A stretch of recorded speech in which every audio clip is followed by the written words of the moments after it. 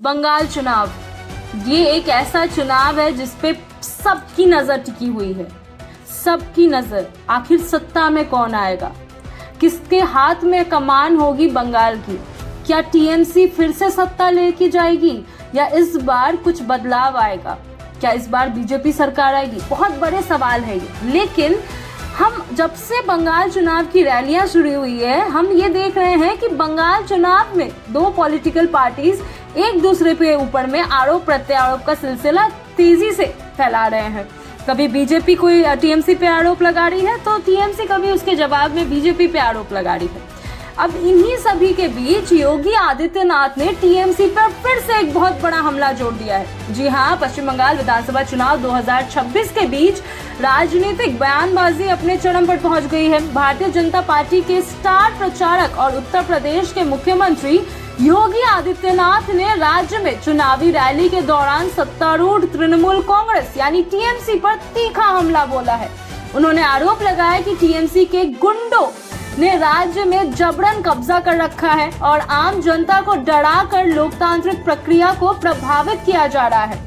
योगी आदित्यनाथ ने अपने भाषण में कहा कि पश्चिम बंगाल में कानून व्यवस्था की स्थिति बेहद खराब है और टीएमसी के कार्यकर्ता चुनाव के दौरान हिंसा और दबाव की राजनीति कर रहे हैं। उन्होंने यह भी दावा किया कि बीजेपी कार्यकर्ता और समर्थकों को कई जगहों पर खुले तौर पर धमकाया जा रहा है, जिससे स्वतंत्र और विपक्ष और निष्पक्ष चुनाव पर सवाल भी खड़े हो रहे हैं। उन्होंने आगे कहा कि लोकतंत्र में जनता की आवाज सर्वोपरि होती है, लेकिन अगर किसी पार्टी के कार्यकर्ता डर और हिंसा के जरिए चुनावी माहौल को प्रभावित करते हैं तो यह लोकतंत्र के लिए खतरनाक संकेत है। योगी ने मतदाताओं से अपील की है कि वे बिना किसी डर के अपने वोट का इस्तेमाल करें और बदलाव के लिए आगे आए।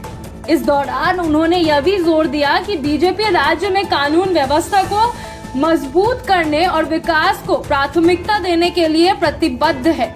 उन्होंने अपने उत्तर प्रदेश के शासन मॉडल का उदाहरण देते हुए कहा कि वहां अपराध पर काबू पाया गया है और इसी तरह का माहौल बंगाल में भी स्थापित किया जा सकता है। दूसरी ओर तृणमूल कांग्रेस यानी टीएमसी ने इन आरोपों को सिर से खारिज कर दिया।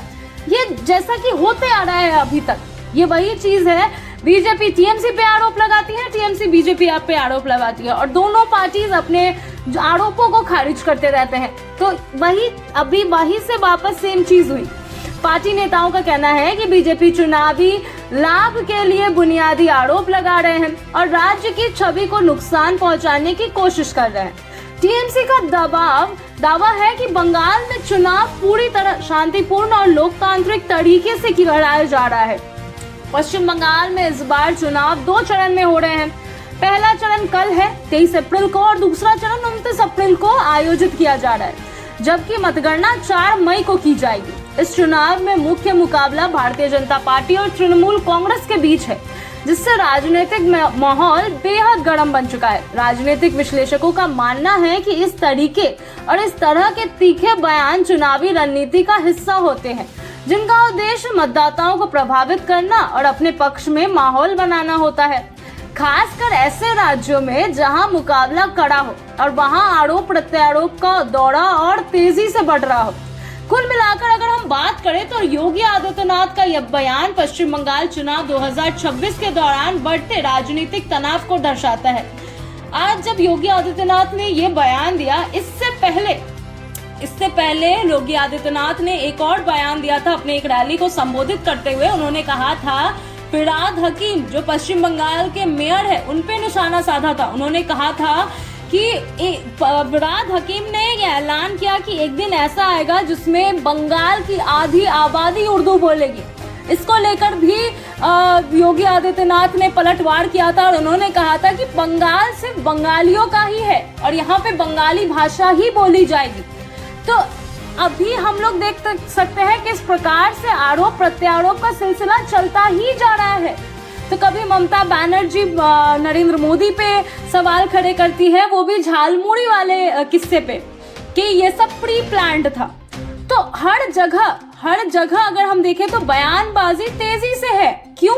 क्योंकि विधानसभा चुनाव कल से चुनावी प्रक्रिया शुरू होने वाली है, कल से वोटिंग शुरू होने वाली है। तो आने वाले दिनों में इस तरह की बयानबाजी और भी तेज हो सकते हैं, जिसका असर चुनावी माहौल और मतदाताओं के रुझानों पर पड़ सकता है। अब ये देखना बहुत जरूरी है कि क्या सत्ता पलटती है या फिर वापस ममता बनर्जी बंगाल पे राज करेगी।